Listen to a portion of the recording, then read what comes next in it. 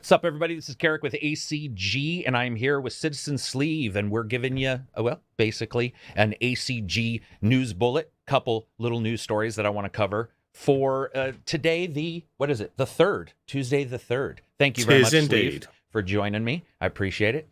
The first thing we want to talk about is Division 2's expansion released yesterday. A bunch of us jumped into play.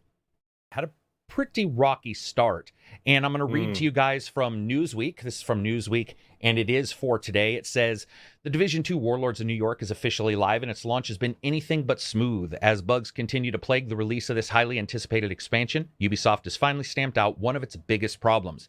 If you've had issues talking to community leaders or other NPCs, you may want to try hopping back into the lobby.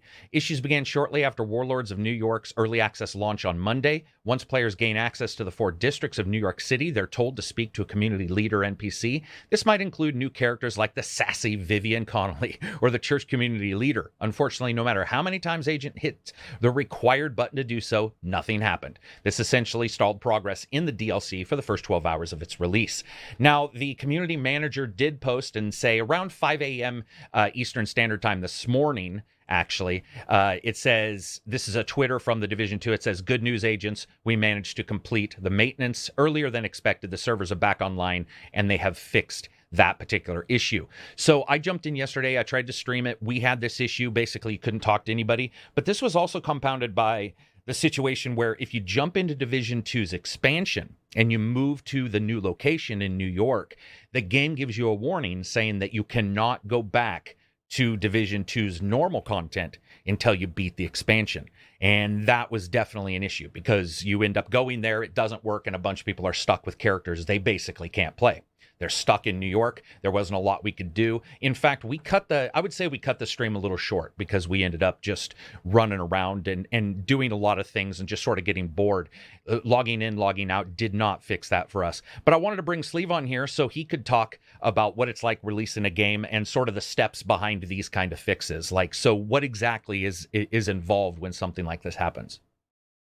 Well, the first thing is to identify it as quickly as you bloody can. I mean, one of the first games I released was a really small thing on Xbox Live Indies back in the day with my brother, and we spotted some bug before, just as it had been released, and then there was a window where we couldn't provide an update until the next update window.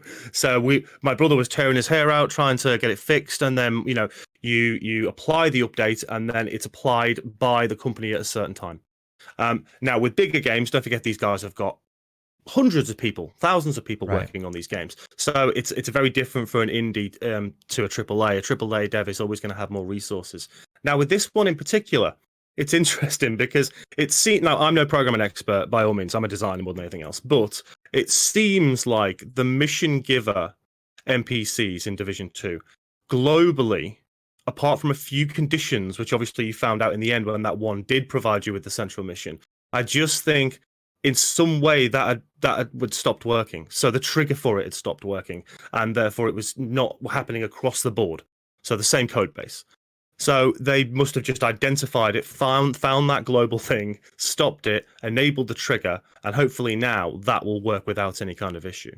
So it's just a process of feedback more than anything. Get the feedback, look at the codes, find the problems, identify how to fix them, get people involved, and then get it done as quickly as you can, without affecting other systems. That's the key. Yeah, without patching in a bug that caught other bug. Wolson, hello, Wolson, who's Fallout 76. Fallout 76, Wolson, yeah. Hopefully this all gets fixed. This is a big expansion from them. It's adjusting their inventory. It's adjusting the way the weapon loadouts work. It's adjusting the ability for you to basically play particular roles. So our hope is that this gets fixed. You guys know I enjoyed Division 2. Sleeves played Division 2. We're big fans of that actual game, and we'd like to see it continue to do well. And to see an expansion like this have the double issue of, which I'm going to do a video on soon, about restricted access due to leveling, restricted access once you get in, and the inability to leave. It sort of sucks to have the main bug be the progression bug, because when we were streaming it, that was the discussion we had was, oh, this isn't a bug per se. It's literally stopping us. Like it is a stopper, which if you've done programming, all you could do is wander in the world. You could do is wander in the world and shoot random NPCs. There was no mission to do, so you just grinded more than anything else. I mean, the other two issues that I saw when you were playing was, number one, not only did you, the first issue, as you mentioned, you couldn't go back to the other city, which is ridiculous. But the second issue was you played solo for like 40, like I didn't need a tutorial. Yeah, it was 20 to 30 minutes depending 20, on how you 30 played. minutes on your Yeah. own. Yeah, on your Just own, straight in co-op. Why yeah, not? I think that's a rough beginning. So I'd like to know what you guys think if you jumped into Division 2, if you're planning on jumping into the expansion, but also what you guys think about expansions. Not only level gating like we've seen before, where it's like this is for level 50 and you got to get to it to even see it, which I think there's an expectation at least, and we usually know about that ahead of time. I don't remember hearing any updates saying that once you jumped into New York, you wouldn't be able to go back at all No, when I they don't. announced it. So I'd like to know if you guys knew that. Feel free to inform me. Throw me a link to it.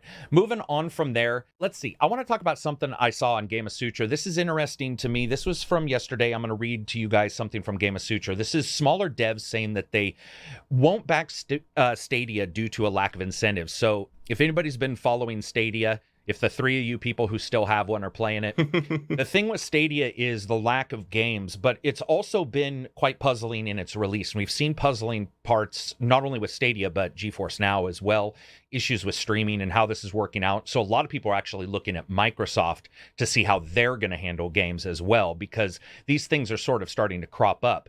But yesterday, Chris Kerr on GameOfSutra.com wrote an article about this, and this is called "Smaller Devs Say They Won't Back Stadia Due to a Lack of Incentives." And it says, some smaller game developers aren't sold on Google's cloud streaming platform Stadia just quite yet, and according to a report from Business Insider, a lack of incentives may be partially to blame. Despite launching last November, the entire Stadia catalog currently consists of only 28 titles. Although Google has promised to deliver an additional 120 this year, including plenty of heavy hitters like Cyberpunk, Watch Dogs Legion, Doom Eternal, right now the platform is looking a little lightweight. I want to add to this that, of course, we do know Baldur's Gate 3 at some point will be on there because they discussed that. It continues on to say, in an attempt to understand why Google hasn't looked to fill that void with some quality bite-sized titles, Business Insider spoke to a handful of smaller developers that have been approached by Google, and it seems like the tech giant has little to offer those game makers right now.